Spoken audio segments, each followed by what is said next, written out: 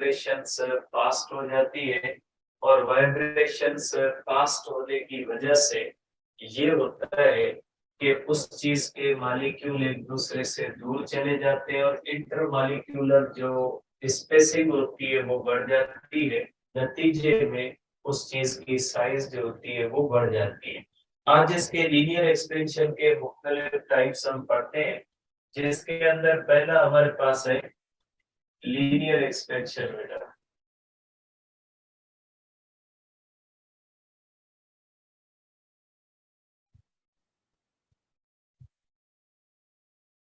Linear expansion ये होती है बेटा वन वन डायमेंशनल एक्सपेंशन। अब ये वन डायमेंशनल एक्सपेंशन क्या होती है या वन डायमेंशनल एक्सपेंशन का मतलब क्या होता है बेटा? देखिए, ये जो एक्सपेंशन होती है ये ओनली सॉलिड रॉड्स के अंदर आती है। इस एक्सपेंशन का कोई ताल्लुक वॉल्यूम के साथ नहीं होता। इस एक्सपेंशन का कोई ताल्लुक जो होता है वो गैसेस के साथ नहीं होता। इसलिए कि ये लेंथ के अंदर आने वाली एक्सपेंशन है और जो लेंथ होती है ना, ये लेंथ जो होती है ये सिर्फ और सिर्फ ये लेंथ जो होती है ये सिर्फ और सिर्फ सॉलिड रॉड्स की होती है, जबकि लिक्विड्स की और गैसेस की लेंथ नहीं होती, उनका वॉल्यूम होता है। ठीक है, अब इसके हर सॉलिड के अंदर लीनियर एक्सपेंशन नहीं आती। सॉलिड का एरिया भी होता है और सॉलिड का वॉल्यूम भी होता है। इसका ताल्लुक सिर्फ और सिर्फ सॉलिड की रॉड्स के साथ है। अब ये सॉलिड की रॉड्स का पता है, जैसे लोहे का सरिया होता है या ये पेन है, ये पेन एक रॉड की तरह है। मीन्स ऐसी चीज जिसकी थिकनेस कोई ज्यादा ना हो। ठीक है, तो हम उसको कहेंगे कि ये सॉलिड की रॉड।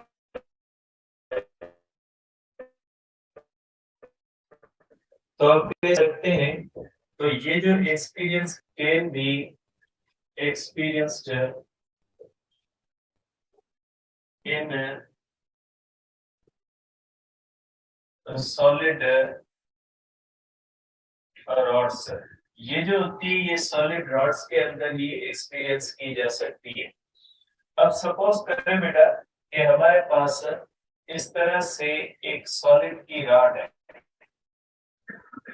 ये हमारे पास एक सॉलिड की रॉड है और इसकी ओरिजिनल लेंथ आप ले लेंगे, इसकी ओरिजिनल लेंथ है एल। एल इसकी ओरिजिनल लेंथ है और इसका इनिशियल टेम्परेचर है T1। ठीक है, ये एक सॉलिड की रॉड है बेटा, इसकी सिर्फ लेंथ अप्रिशिएबल है, बाकी आप कह लें कि थिकनेस कोई खास नहीं होती। अब जब हम इसको गर्म करेंगे, इसको हीट देंगे, हीट देने से जब हीट इसके अंदर जाएगी तो मॉलिक्यूल्स के अंदर वाइब्रेशन बढ़ेगी और मॉलिक्यूलर वाइब्रेशन बढ़ने से इंटर मॉलिक्यूलर स्पेसिंग बढ़ेगी। जो रीजन होता है, हम रीजन जो डिस्कस कर चुके हैं कि इंटर मॉलिक्यूलर स्पेसिंग बढ़ेगी और इसकी लेंथ बढ़ेगी। अब ये लेंथ कितनी बढ़ेगी? देखें, जब आप इसको गर्म करोगे तो दोनों साइड से इसकी लेंथ बढ़ेगी, लेकिन हम एक साइड से बना रहे हैं। अब आप ये नहीं समझिएगा कि एक साइड से लेंथ क्यों बढ़ी है। बेटा ये लेंथ दोनों साइड से बढ़ती है। ये साइड इस तरह से बढ़ेगी, ये साइड इस तरह से बढ़ेगी। हमने यहाँ पे सिर्फ एक साइड से बनाई है। बिहेवियर दोनों का सेम होगा। ये आप कह लें कि ये जो है ये चेंज इन लेंथ आई के लेंथ के अंदर एक्सपेंशन, और ये टोटल है इस साइड वाली और इस साइड वाली दोनों हमने किस तरफ कंसीडर कर लिए, एक साइड पे कंसीडर कर लिए। अब इसकी ये जो लेंथ बन जाएगी ये बन जाएगी डैश और इसका टेम्परेचर कौन सा बन जाएगा, T2 बन जाएगा। ठीक है, अब अगर हम देखेंगे तो ये चेंज इन लेंथ जो होती है ये डायरेक्टली प्रोपोर्शनल होती है डेल्टा टी के। आप इस रॉड का टेम्परेचर जितना ज्यादा बढ़ाओगे उतनी एक्सपेंशन ज्यादा आएगी। अब तो जब तक उसकी स्टेट चेंज नहीं हो जाती। क्योंकि आपको पता है जब किसी भी चीज की स्टेट चेंज होती है तो वहां पे उस चीज का टेम्परेचर नहीं बढ़ता। जब स्टेट चेंज हो रही होती है तो during change of phase temperature change नहीं होता। आप लिक्विड को बॉयल करोगे तो जब वो बॉइलिंग पॉइंट पे 100 पे आ जाएगा एट 1 एटमॉस्फेरिक प्रेशर, तो 100 पे जब वो आएगा उसके बाद आप जितनी भी हीट दोगे वो उस वाटर का वॉल्यूम नहीं बढ़ाएगा, वो उस वाटर की स्टेट चेंज करने में चला जाएगा। और वाटर कौन सी स्टेट लेना शुरू कर देगा, वो गैसियस स्टेट, और टेम्परेचर वहां पे 100 रहेगा। आपकी पूरी गिवन हीट उसका टेम्परेचर चेंज करने में इस्तेमाल हो जाएगी। जब वाटर फ्रीज हो रहा होगा तो भी वही किस्सा होगा कि जब स्टेट चेंज होती है तो टेम्परेचर चेंज नहीं होता। इसलिए जब तक ये सॉलिड सॉलिड रहेगा, लिक्विड में कन्वर्ट नहीं होता, तब तक आप इसको हीट देते जाओगे तो चेंज इन लेंथ किससे रिलेटेड होगी, चेंज ऑफ टेम्परेचर।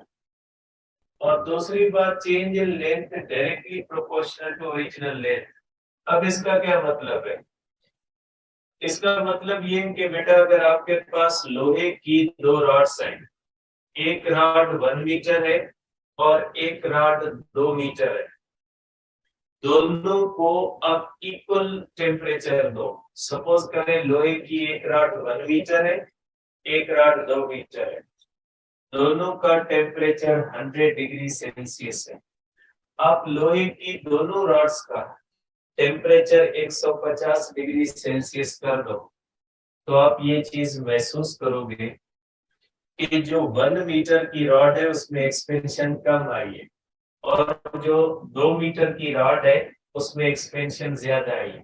क्योंकि एक्सपेंशन का ताल्लुक होता है मॉलिक्यूलर स्पेसिंग के साथ। 1 मीटर रॉड के अंदर नंबर ऑफ मॉलिक्यूल्स कम होंगे तो कम मॉलिक्यूल के अंदर स्पेसिंग आएगी, और जो 2 मीटर की रॉड है उसके अंदर मॉलिक्यूल्स ज्यादा है तो ज्यादा मॉलिक्यूल्स के दरमियान स्पेसिंग आएगी।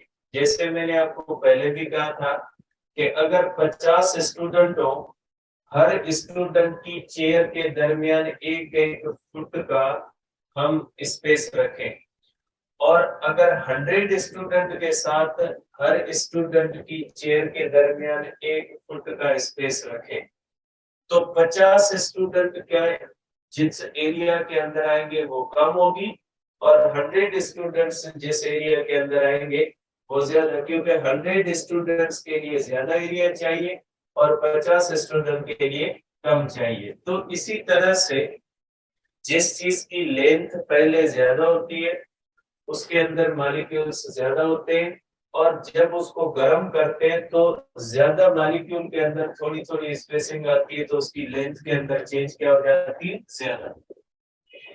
और तीसरी बात बेटा, ये जो चेंज होती है ना लेंथ के अंदर, ये डिपेंड करती है नेचर ऑफ मटेरियल पे। देखिए अगर आपके पास लोहे की एक रॉड है और एक कॉपर की रॉड है, एक लकड़ी की रॉड है, तीनों 1 मीटर है, आप तीनों को गर्म करोगे तो तीनों के अंदर इक्वल एक्सपेंशन नहीं आएगी, क्योंकि तीनों के अंदर इंटरमॉलिक्यूलर फोर्सेस डिफरेंट होंगी। जिस चीज के मॉलिक्यूल टाइट इंटरमॉलिक्यूलर फोर्सेस रखते हैं उस चीज के अंदर एक्सपेंशन कम आएगी। जिस चीज के मॉलिक्यूल के दरमियान इंटरमॉलिक्यूलर फोर्सेस स्ट्रांग है उसके अंदर एक्सपेंशन कम आएगी, और जिसके अंदर इंटरमॉलिक्यूलर फोर्सेस वीक है उसके अंदर एक्सपेंशन ज्यादा है। जैसे आप सॉलिड लिक्विड और गैसेस को कंपेयर करो तो गैसेस को गर्म करने से ज्यादा वॉल्यूम एक्सपेंड होता है, लिक्विड का उससे कम होता है, और सॉलिड का उससे भी कम होता है। इसलिए कि गैसेस के अंदर इंटरमॉलिक्यूलर फोर्सेस न होने के बराबर है, लिक्विड्स के अंदर इंटरमॉलिक्यूलर फोर्सेस वीक होती है, और सॉलिड के अंदर ये फोर्सेस स्ट्रांग होती है। तो ये जो इंटरमॉलिक्यूलर फोर्सेस है ये भी रोल प्ले करती है इस एक्सपेंशन के अंदर। जिस मटेरियल की इंटरमॉलिक्यूलर फोर्सेस वीक होती है उनके अंदर एक्सपेंशन ज्यादा आती है, जिसकी इंटरमॉलिक्यूलर फोर्सेस स्ट्रांग होती है उनके अंदर एक्सपेंशन कम आती है। सबसे ज्यादा एक्सपेंशन जो आती है वो गैसेस के अंदर आएगी, कम लिक्विड्स के अंदर, और उसके बाद जो है वो सॉलिड्स के अंदर आएगी। तो आप इसको इस तरह भी देख सकते हैं कि expansion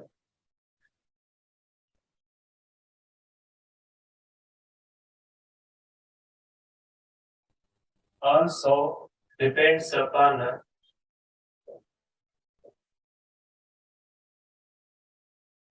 nature of material. Different materials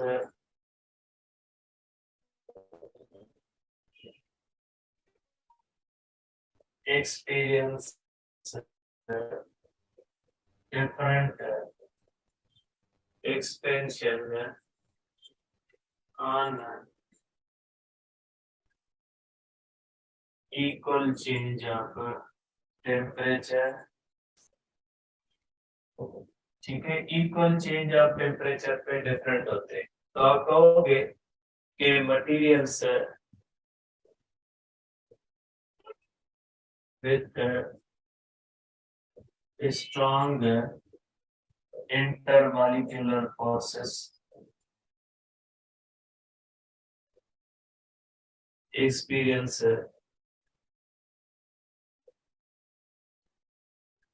less expansions as compared to materials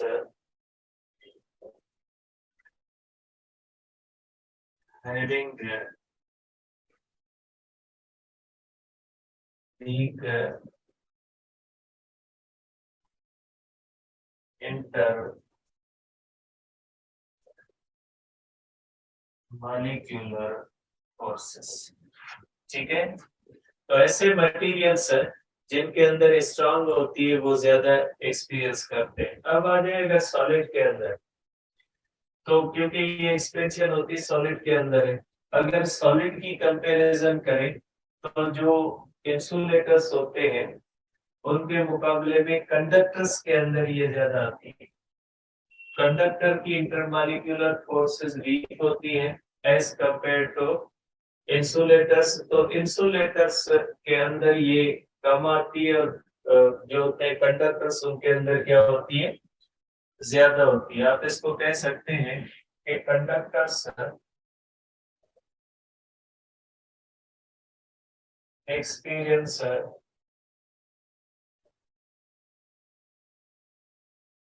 more linear expansion than insulators on same rise of temperature। ठीक है, अब आप इसके फार्मूले को कर सकते हैं बेटा कि delta L is proportional to L delta T. ये आप कर सकते हैं कि delta L is equal to alpha L delta T. ये चेंज इन लेंथ का फार्मूला आ जाएगा। यहाँ पे जो अल्फा है बेटा, इस अल्फा को हम क्या कहते हैं बेटा, अल्फा को हम कहते हैं कोएफिशिएंट ऑफ लीनियर एक्सपेंशन। ये कोएफिशिएंट ऑफ लीनियर एक्सपेंशन है, और अल्फा का फार्मूला हो जाता है delta L upon L delta T बेटा। तो इसका जो फार्मूला होता है बेटा ये हो जाता है डेल्टा एल जो होता है अल्फा होता है delta L upon L delta T. तो बाहर है ये पुराना होता है, ये पुराना।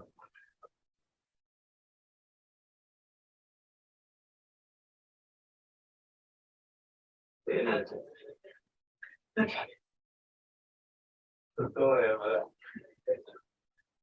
तो देखिए आप कह सकते हैं कि अल्फा का जो होता है वो ये क्या हो जाएगा बेटा, formula delta L upon L delta T. Delta L upon L को हम कहते हैं फ्रिक्शनल चेंज। बेटा किसी भी चीज की चेंज अपॉन ओरिजिनल तो इसको कहा जाता है फ्रिक्शनल चेंज इन लेंथ बेटा। ठीक है, तो इस हिसाब से आप अल्फा को इस तरह से डिफाइन कर सकते हैं, चेंज फ्रिक्शनल चेंज बेटा, frictional change frictional change in length पर डिग्री राइज ऑफ टेम्परेचर।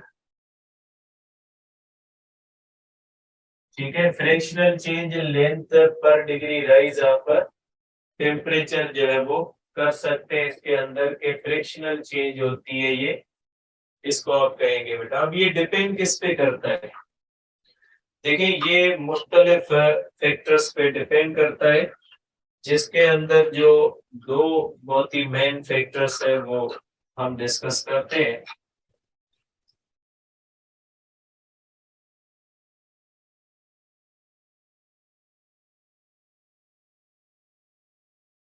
देखिए बेटा ये एक तो डिपेंड करता है अल्फा, ये डिपेंड करेगा नेचर ऑफ मेटल पे या मटेरियल पे, और दूसरा डिपेंड करता है इनिशियल टेम्परेचर पे।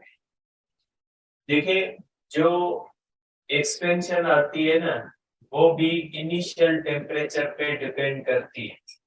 जैसे फॉर एग्जांपल अगर लोहे की रॉड को आप 0 से 100 तक एक्सपेंड करोगे, 0 से 100 तक उसका टेम्परेचर बढ़ाओ, तो उसकी आप एक्सपेंशन कैलकुलेट करो, और फिर उसी सेम लोहे को आप 100 से 200 तक गर्म करो, और फिर आप उसकी एक्सपेंशन कैलकुलेट करो। आप महसूस करोगे एक्सपेरिमेंटली, मैं बात कर रहा हूँ एक्सपेरिमेंटली, क्योंकि हम इस लेवल पे अल्फा सेम लेते हैं, वैसे अल्फा जो होता है वो इनिशियल टेम्परेचर के हिसाब से चेंज होता है। अगर स्ट्रिक्टली हम बात करें तो अल्फा इनिशियल टेम्परेचर से चेंज होता है। तो अगर आप एक्सपेरिमेंटली एक्सपेरिमेंट करके देखोगे तो लोहे का टेम्परेचर अगर 0 से 100 करोगे तो चेंज इन वॉल्यूम डिफरेंट है, चेंज इन लेंथ डिफरेंट आएगी। और अगर उसी लोहे का आप 100 टू 200 करोगे तो चेंज इन लेंथ जो होगी वो डिफरेंट आएगी। इसलिए कि अल्फा जो होता है वो आल्सो डिपेंड करता है इनिशियल टेम्परेचर। इनिशियल टेम्परेचर कौन सा, आपने किस टेम्परेचर से किस टेम्परेचर तक ले जा रहे हैं। देखिए 0 से 100 में भी 100 है, और 200 से 200 में भी क्या है, 100 है, लेकिन दोनों में डेल्टा एल डिफरेंट आएगा। Means alpha also depends upon initial temperature, but आपके लिए ये एक ही होता है, आपकी लेवल पे ये एक ही होता है। अगर स्ट्रिक्टली हम करें तो अल्फा क्या हो जाते हैं, चेंज। आप अगर कैलकुलेशन करोगे तो आप तो अल्फा सेम इस्तेमाल करोगे, 0 से 100 के लिए भी वही करोगे, और 100 से 200 के लिए भी वही करोगे, तो आपके लिए सेम होगा। लेकिन मैं लिख लेता हूं कि अल्फा जो होता है वो डिपेंड किस पे करता है, डिपेंड्स अपॉन बेटा। ठीक है, alpha depends upon nature of material.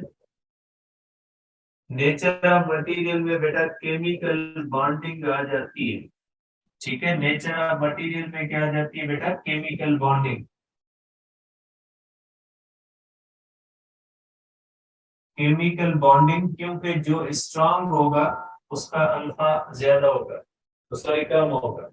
जिसकी केमिकल बॉन्डिंग स्ट्रांग होगी उसका अल्फा कम होगा। क्योंकि उसके अंदर एक्सपेंशन कम आएगी। जिसका अल्फा बड़ा होगा ना उसमें एक्सपेंशन ज्यादा आएगी, जिसका अल्फा छोटा होगा ना उसमें एक्सपेंशन क्या आएगी, कम आएगी।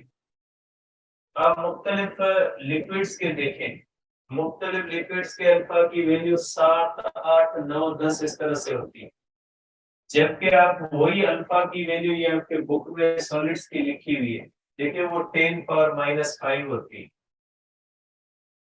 ठीक है, आप अल्फा की वैल्यू सॉलिड लिक्विड्स के अंदर देखें, वो आप देखें 10⁻⁵ वैल्यू है सबकी।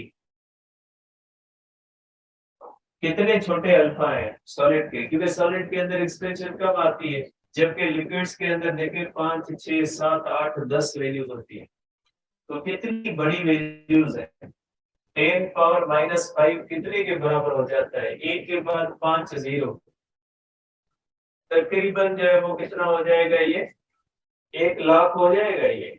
ठीक है, 1 लाख हो जाएगा। मीन्स इसका जो ये जो हमारे पास लिक्विड्स होते हैं इनका अल्फा सॉलिड के मुकाबले में 1-1 लाख टाइम्स जो होता है वो ज्यादा होता है, इसलिए कि जिसकी अंदर चेंज ज्यादा आती है उसका अल्फा क्या हो जाएगा, बड़ा। जिसके अंदर चेंज कम आती है उसका अल्फा क्या हो जाएगा, कम हो जाएगा। तो केमिकल बॉन्डिंग मैटर करती है बेटा। एंड इनिशियल टेम्परेचर बेटा,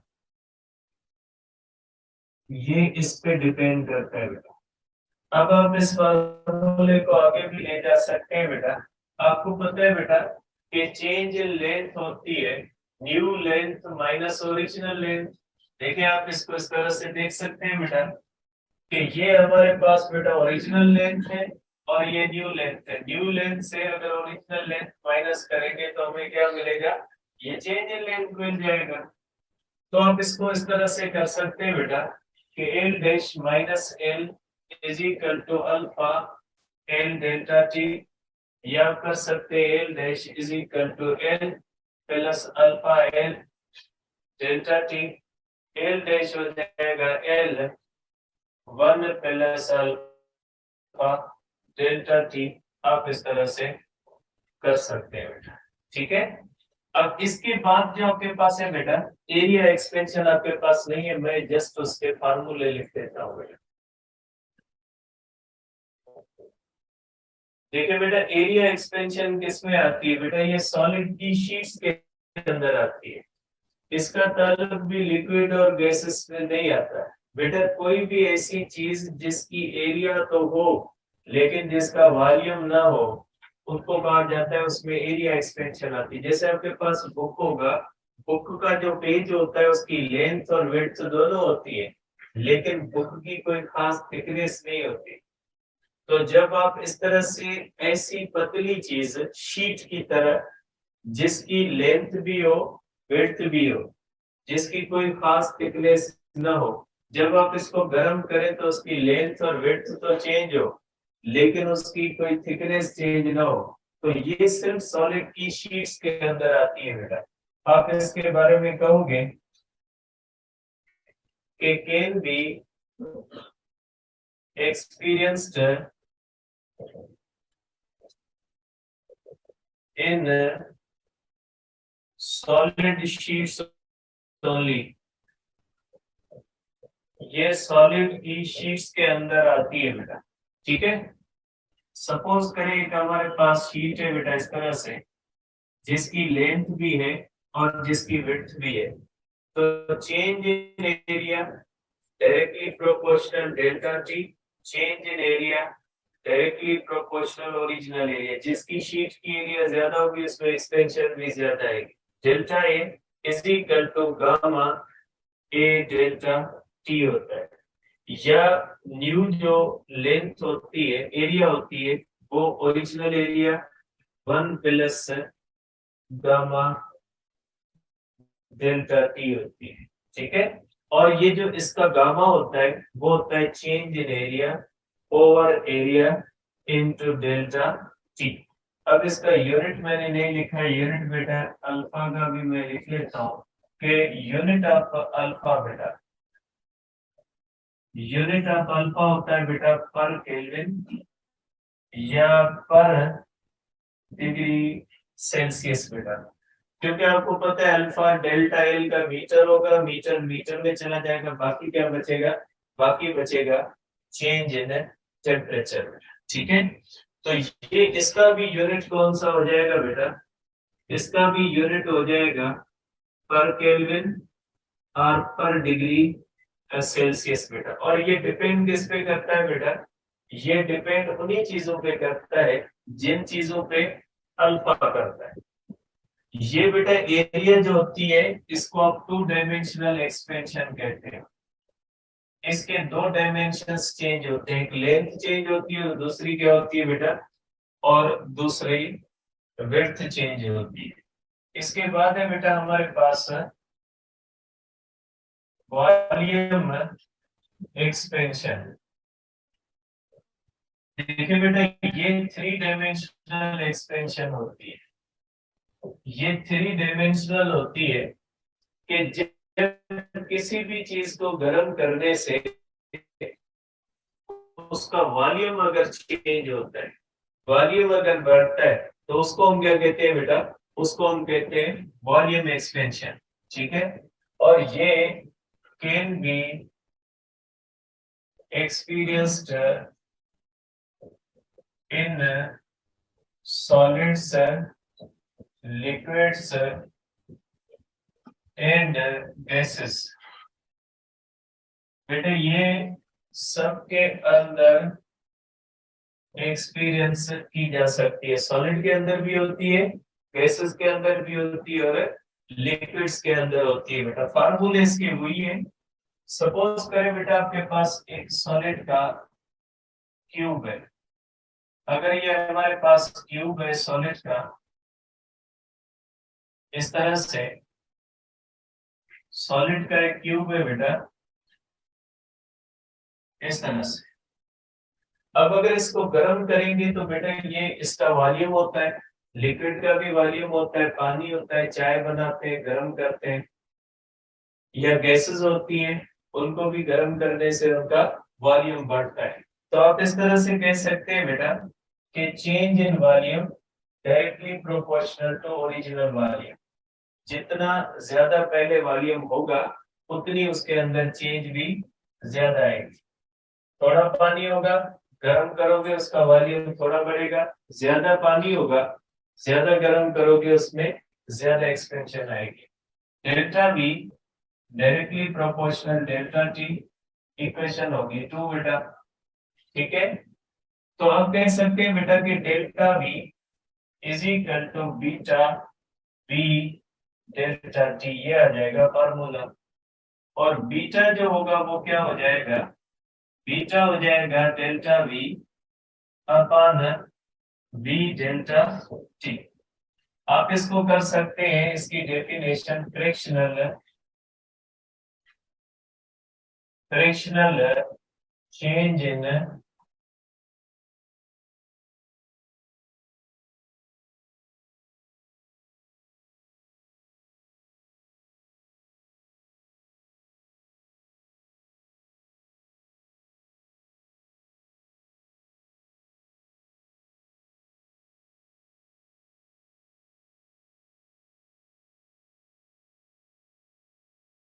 इसका यूनिट भी कौन सा हो जाएगा बेटा, इसका यूनिट भी जो हो जाएगा, ठीक है, पर केल्विन होगा, या इसका कौन सा हो जाएगा, पर डिग्री सेल्सियस होगा। और ये डिपेंड किस पे करता है बेटा, beta also depends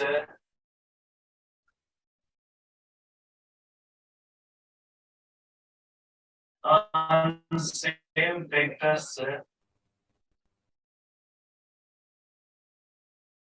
upon which alpha depends।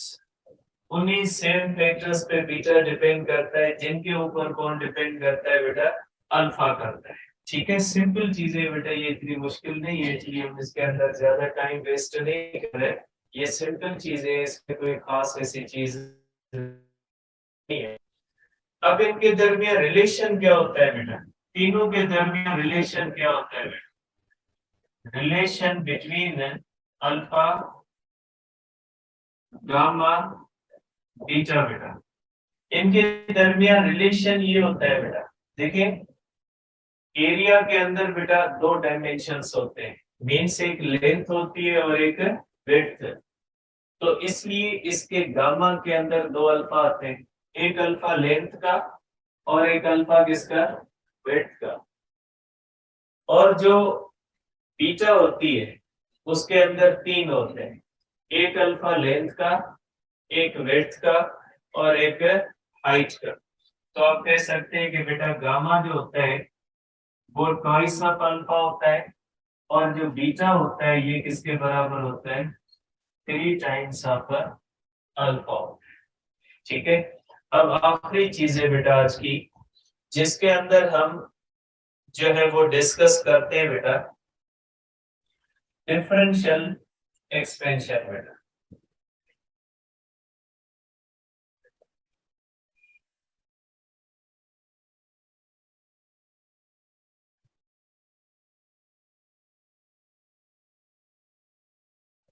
ठीक है। अब ये डिफरेंशियल एक्सपेंशन के अंदर सबसे पहली आती है हमारे पास बायोमेट्रिक स्ट्रिप।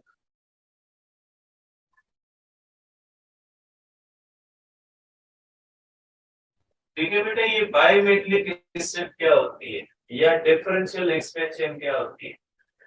देखिए बेटा, आपको पता है कि ये जो एक्सपेंशन होती है ये डिपेंड करती है अल्फा पे।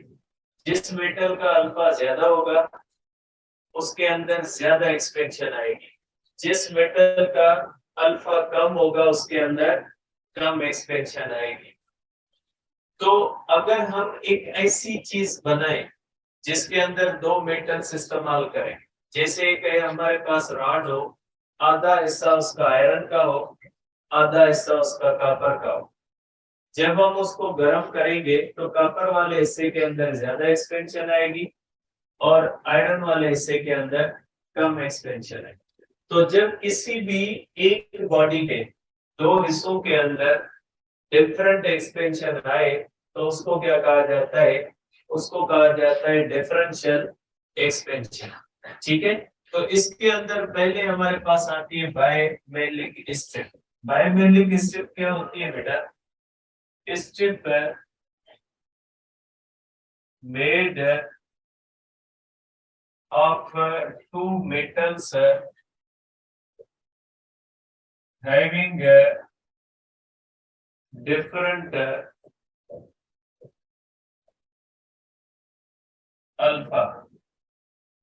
जैसे ये होती है बेटा, अगर सपोज करें कि हम एक इस तरह से स्ट्रिप बनाए बेटा, स्ट्रिप की थिकनेस बहुत ही कम होती है, पतली सी पट्टी होती है बेटा, स्ट्रिप हमेशा पतली होती है बेटा इस तरह से। और दूसरा मेटल हम इसके अंदर बनाते हैं बेटा कि अगर दो इस तरह से हो बेटा, ये हमारे पास दो मेटल्स को आपस में चिपका के स्ट्रिप बनाइए, इसको हम कहते हैं बायोमेट्रिक स्ट्रिप बेटा। आप कह ले बेटा कि इसका अल्फा 1 होता है और इसका अल्फा 2 होता है। ठीक है। और आप ये भी कह ले बेटा कि अल्फा 1 जो होता है वो ग्रेटर है अल्फा 2 से, कि दो मेटल्स है बेटा, एक मेटल का अल्फा बड़ा है और दूसरे मेटल का क्या होता है, अल्फा छोटा होता है। अब अगर इसको गर्म करेंगे बेटा तो जाहिर सी बात है इसके ऊपर वाले हिस्से के अंदर एक्सपेंशन क्या आएगी, ज्यादा, और नीचे वाले हिस्से के अंदर क्या आएगी, कम। तो नतीजा क्या निकलेगा, जैसे ये दो हाथ है बेटा, आप समझिए इस ऊपर वाले हाथ का अल्फा बड़ा है और नीचे वाले हाथ का अल्फा छोटा है। जब गर्म करेंगे तो ऊपर वाले हाथ के अंदर ज्यादा एक्सपेंशन आएगी। अब ये इस तरह से इसमें से फिसलेंगे नहीं, क्योंकि ये क्या होते हैं, चिपके हुए।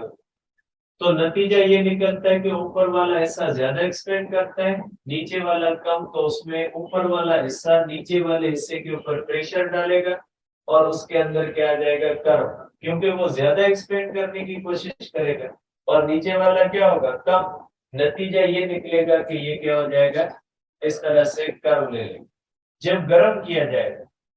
लेकिन अगर इसको ठंडा किया जाए, ठंडा करने से जिसका अल्फा बड़ा होगा ना वो ज्यादा कॉन्ट्रैक्ट करेगा और जिसका छोटा होगा वो कम, तो ये इस तरह से हो जाए। ठीक है, ये जब कॉन्ट्रेक्शन होगी तो जिसका अल्फा बड़ा होगा उसके अंदर कॉन्ट्रेक्शन क्या आएगी, ज्यादा। जब गर्म करेंगे तो जिसका अल्फा बड़ा होगा उसके अंदर क्या हो जाएगी, एक्सपेंशन ज्यादा। तो आप करोगे, आप कहोगे on heating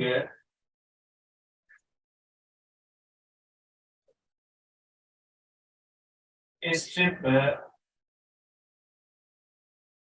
bends towards material having smaller alpha. आप इसको इस तरह से देख सकते हैं बेटा कि ये स्ट्रिप जो होगी जब इसको गर्म करेंगे तो किस तरह बैंड खाएगी बेटा, उस मटेरियल की तरह बैंड खाएगी जिसका अल्फा क्या होगा, छोटा होगा। इस तरह से बेंडिंग होगी इसमें। ये इस तरह से बैंड खाएगा बेटा क्योंकि ऊपर वाला हिस्सा ज्यादा एक्सपेंड हुआ है और नीचे वाला हिस्सा क्या हुआ है, कम। तो इसमें बेंडिंग किस तरफ आएगी, ये बेंडिंग आएगी अल्फा 1 से किस तरफ आएगी, अल्फा 2 की तरफ बेंडिंग आएगी। ठीक है। ऑन कूलिंग बेटा, अगर हम बात करें कूलिंग की, on cooling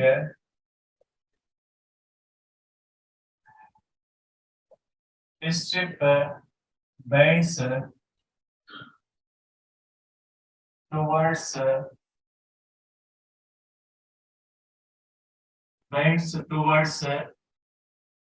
material having larger alpha beta. ठीक है, किसकी तरफ बैंड खाएगी, जिसका अल्फा बड़ा होगा। बेटा आप इसको इस तरह से देख सकते हैं क्योंकि इसमें कॉन्ट्रैक्शन भी ज्यादा आएगी, जिसके अंदर एक्सपेंशन ज्यादा आएगी उसके अंदर कॉन्ट्रैक्शन भी क्या होगी, ज्यादा आएगी।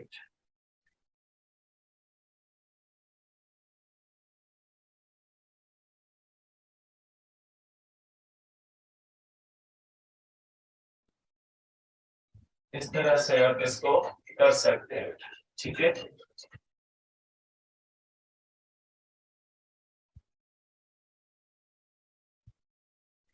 ठीक है। अब कल डिस्कस करते हैं बेटा इसको। ठीक है, कल इंशाल्लाह ये उसको आगे डिस्कस करेंगे।